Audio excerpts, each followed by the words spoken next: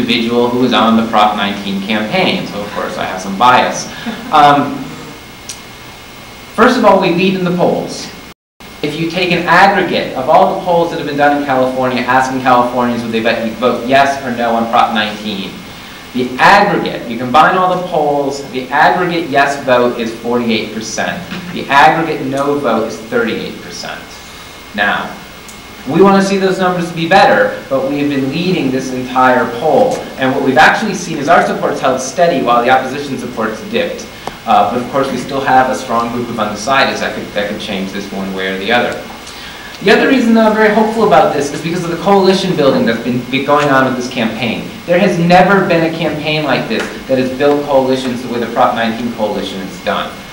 We had the SCIU come out and support Prop 19. Never been done. There's never been a large-size union to come out and endorse a marijuana law reform measure.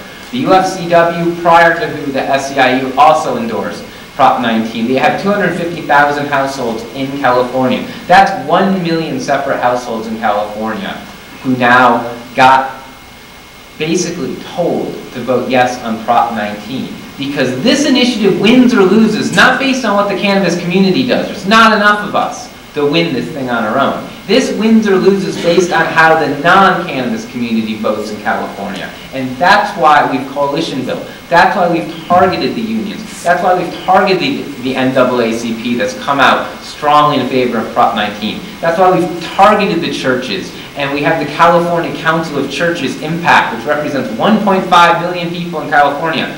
We've got them on board. We've got the Latino voters on board. We've targeted them, we've gotten their support, and we've got a massive get out the vote campaign given that this is a midterm election. And we think with all of that in play, we might just possibly have the chance to change this paradigm once and for all. Because the federal government right now they have their finger in the dike, and they've been barely able to halt all of the water coming out. But when this passes, whether it passes in California this year, or maybe it passes in California in 2012, or maybe it passes in Washington State in 2011, or maybe it passes in Rhode Island in 2011, once that happens, they no longer can just keep their finger in the dike. The entire wall is going to come tumbling down. You've got to remember, marijuana prohibition was built on a house of cards. It's only as strong as its foundation. And this has got the flimsiest foundation of any public policy you'll ever see. So, let's look forward to the next few weeks. Do what you guys can do locally. Talking to the people you need to talk with. Getting involved in the groups you need to talk with.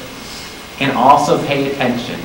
And hope that in 5 weeks, Californians are going to send a message to the rest of the world that says it's no longer okay to put an adult in jail for using marijuana just because the state has decided they were too damn healthy. Thank you, guys.